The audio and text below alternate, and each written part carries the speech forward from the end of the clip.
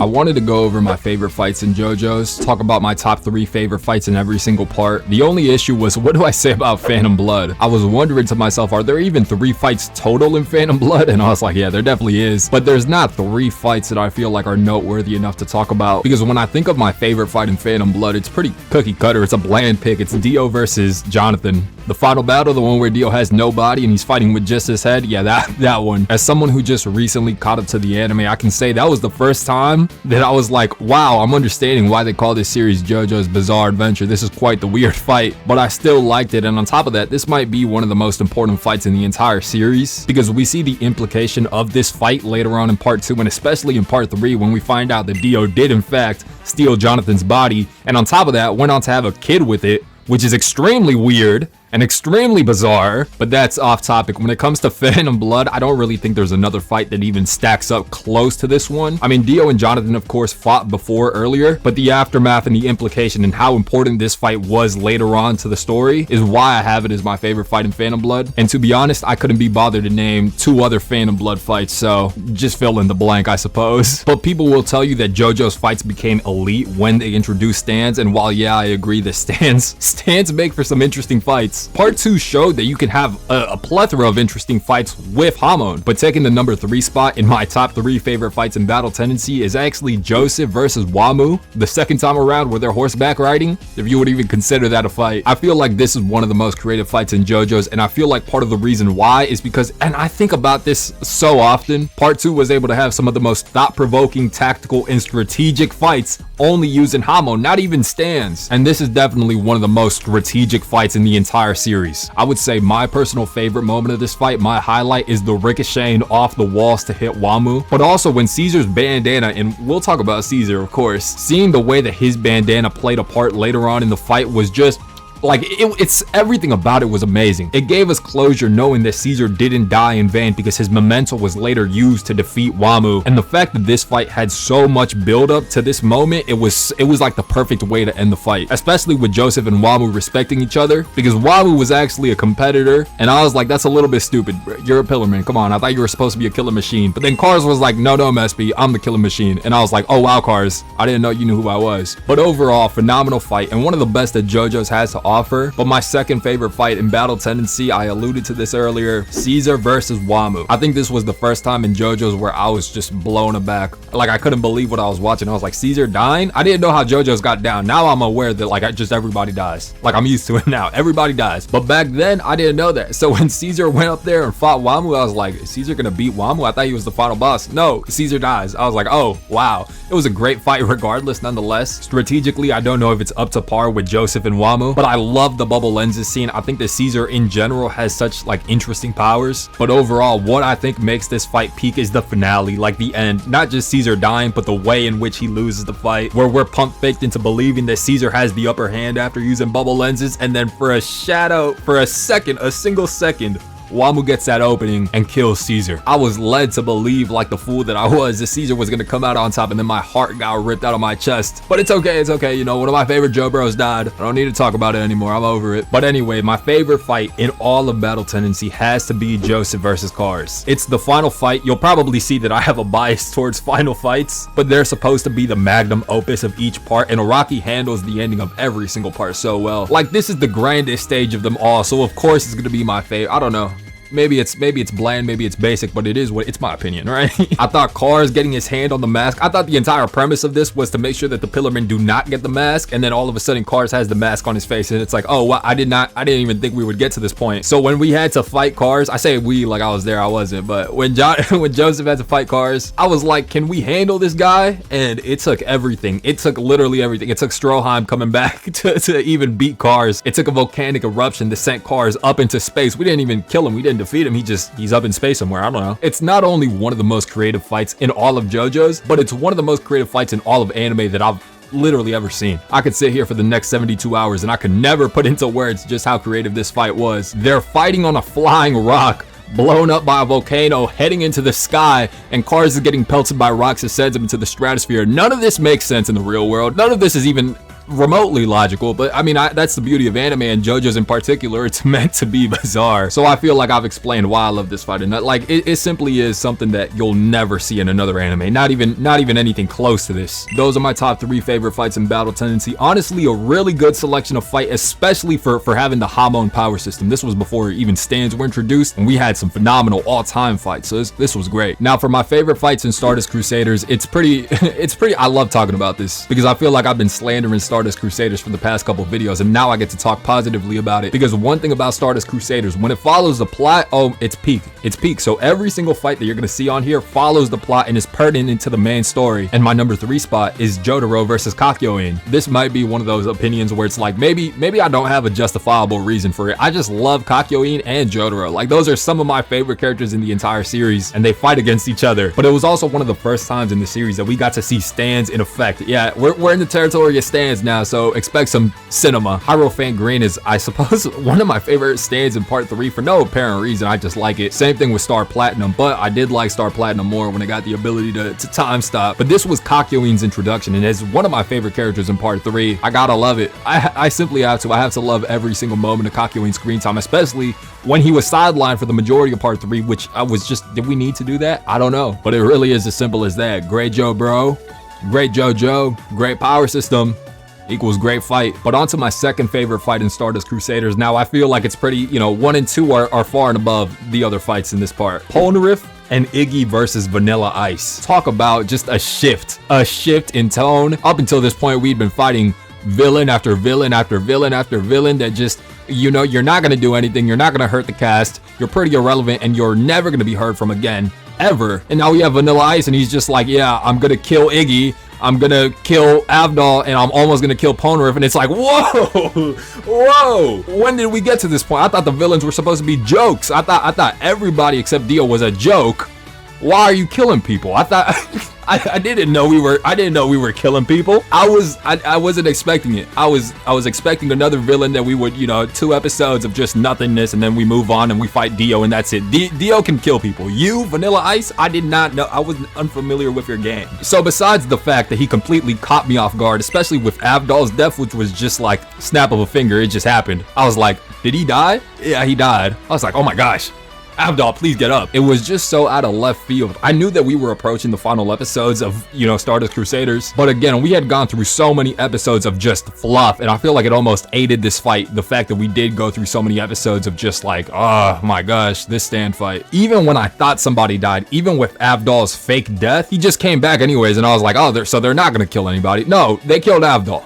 They killed him. They killed the man. They vaporized him. They vanquished him. They did all of the above, disintegrated, whatever you want to call it. Then Silver Chariot stabs this guy in the tongue, like probably, pierces his spinal cord. And I don't know what happened, but he was still alive. He was still alive. I'm like, what's it gonna take to kill this guy? Is this guy might be stronger than Dio, but he wasn't. He obviously wasn't. And every moment with Iggy in that fight was beautiful. It was a fight that's like, it has the tension, it has the hype behind it, and it also has the emotion similar to Caesar versus Wamu, but to a higher degree. I like this fight more. It's one of my favorite fights in all of JoJo's, and for that reason, it's my number 2 spot. But my number 1 spot is the main cast versus Dio. I didn't know if I should separate Jotaro versus Dio and Kakyoin versus Dio as separate fights. That felt like a cop-out. So I decided to cop out in a different direction and just put them both in one fight. But this is the final fight of part 3. This is everything that we've been building up towards, not just since part 3, but also since part 1. This is the guy that's been built up since the very first episode, Dio. I've heard about Dio since before even I got into JoJo's. This was like the one character that I knew of. In fact, the only other character that I knew besides Dio was Jotaro, and they're both fighting right now, and I'm like, oh, this is quite epic. I mean, this fight has legacy behind it. Obviously, the historic manga panel that I was disappointed to find out was not in the anime. But again, it has the stakes, it has the emotion, the hypeness, the tension, the strategy that was pulled out. I don't even know how many episodes this fight was, but it felt like an eternity. Not in like, oh, this is boring, but like in the, oh my gosh, this fight is so peak. I'm losing track over how many episodes I'm going over. Like, I could care less how many episodes. I just want to watch this. There was so much mystique about, number 1, Dio, and number 2, what could Dio stand possibly be? and then it was revealed to be Time Stop, and then Jotaro slowly moving in Time Stop, and ever so slightly he's moving more and more and more, and I'm just like, Dio, can you not kill this guy? The world is such like an incredible stand, and the fact that we got to see 2 users of it fight off against each other, I thought it was like this is everything I ever wanted, man. Like, I just wanted to watch this fight. I didn't want to watch Paul and Riff versus Alessia or anything like that. I wanted to watch this, and we're finally here. Just cinema. Kakyoin dying, of course. Your sacrifice was not in vain. That's the thing about these characters. When they die, it's never in vain. We got pump faked again into thinking that Joseph died. This time I was like, Joseph, did you not die? And if Joseph died there, we would have never got Josuke, so thank goodness. And then looping back around to the point where Dio was like, he was on the back foot, and then he gets to Joseph, and now he's all powered up, stronger than, I'm like, whoa. When it comes to like premier JoJo's fights, I think this is one of them. Like, this has to be probably top 5 favorite JoJo's fights in the entire series. I want to rewatch it right now, but I have to get through this video. But those are my top 3 favorite fights in Stardust Crusaders. Moving on to Diamond is Unbreakable. Diamond is Unbreakable is one that I also feel like the number 1 and number 2 spot are so far and above the rest. In fact, my number 3 spot is probably pretty unorthodox. Josuke versus Okuyasu's brother, off the sole fact that Okuyasu's brother had one of the best stands in all of JoJo's, in my opinion. I really liked his stand. Not only was Bad Company one of my favorite stands in all of part 4, but also this fight had so much, I suppose, relevance to the story, because we find out about the stand arrows and stuff like that. We get introduced to Okuyasu around this time. Koichi's stand manifesting in the form of an egg. This is a very, very relevant fight to the story. But if I could be a little bit ignorant here,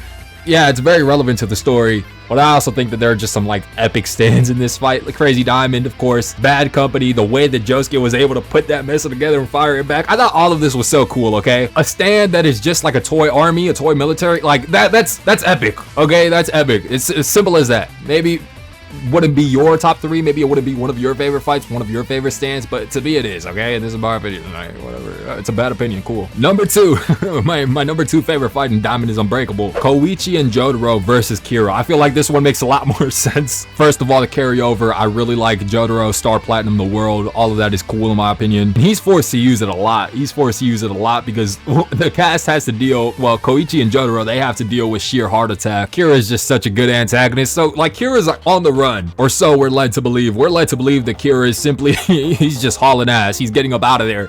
And Jotaro and Koichi have to deal with sheer heart attack, and this thing will just not go away. What I love so much about this fight is not the fact that it's like, oh, it's flashy, oh, the stands are cool. It's the mystery element about it. Like, we're finally here. The cast has worked their ass off to get to this point where they're able to see what Kira looks like. They're able to identify, my name is Yoshikage Kira. So on one hand, he's trying to preserve his identity. He's trying to keep the cast away. So tension for Diamond is Unbreakable at this point is like at an all-time high. This is like almost the climax. And then it finally happens. Jotaro, Koichi, they see Kira, and we're like, oh my god, like this is crazy. But I also like this fight because we have Koichi turning into a boss because Jotaro is giving him some good advice and whatnot. You know, when you're under the tutelage of one of the greatest JoJo's ever in the history of the Joestar lineage, you gotta level up. So Koichi put Kira on the back foot, and then when it's almost all said and done, like everybody's on the floor, everybody's dying, Josuke and Okuyasu get to the scene, and then Kira runs off and changes his face. Biggest plot twist in JoJo's, I don't know, it's up there. It's obviously not part of the fight, but it's a direct result of the fight, and this fight just had so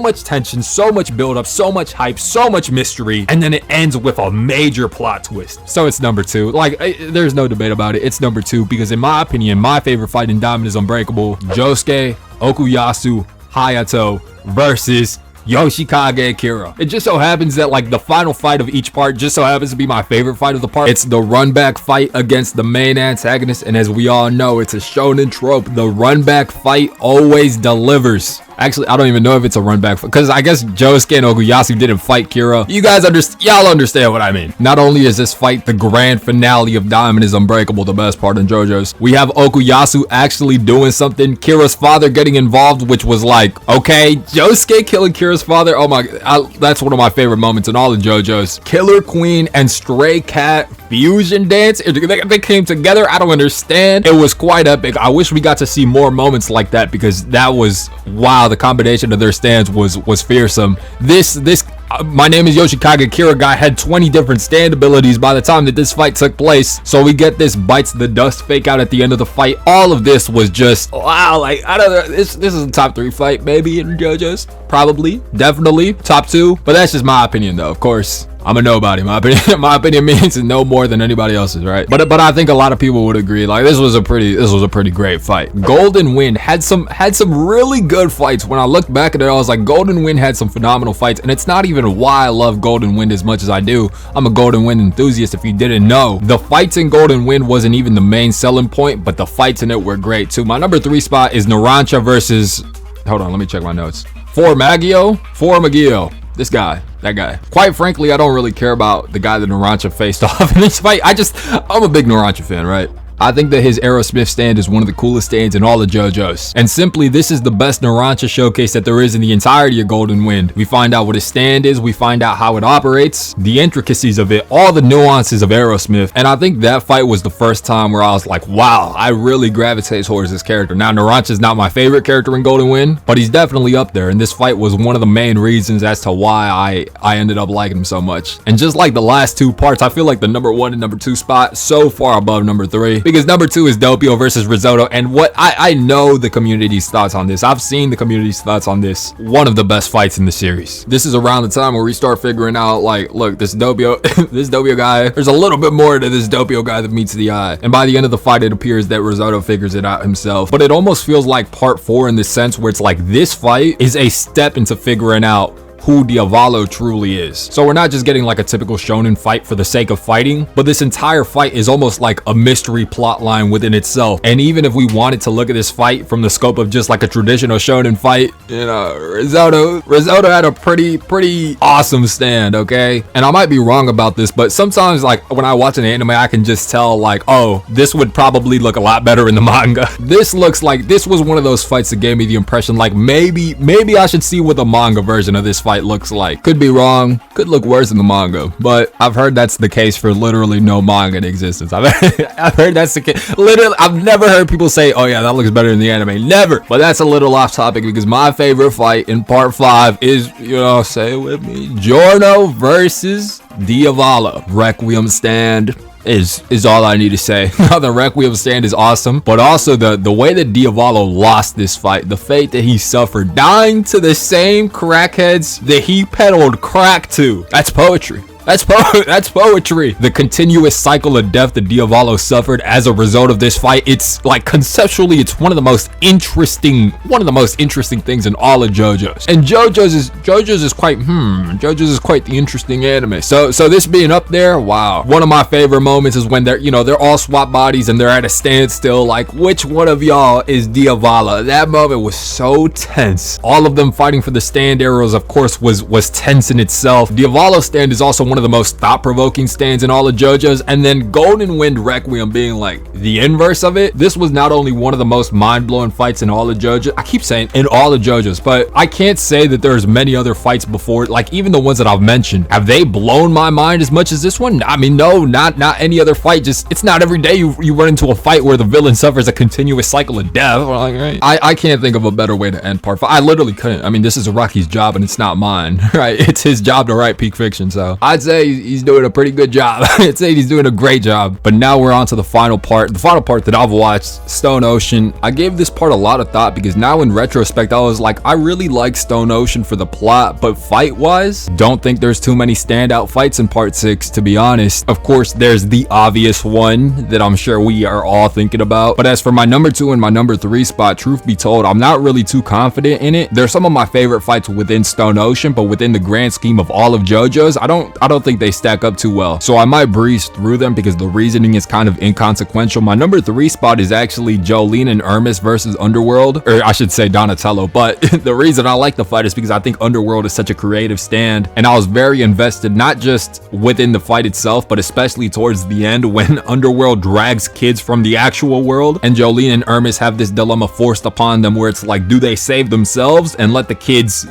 or do they let the kids live? And then they, I myself was wondering how they were going to get out of it, and they got out of it with an extremely creative use of Hermes' stand. At my number 2 spot is Foo Fighters versus Foo Fighters FF. I don't know if they call her FF in the sub. I watched Stone Ocean in dub. Is that lame? Is that lame of me? But FF versus Dragon's Dream, what a great fight. I don't know if it's a great, I thought that the Dragon Dream stand was very fun conceptually. I thought it was a really interesting stand idea.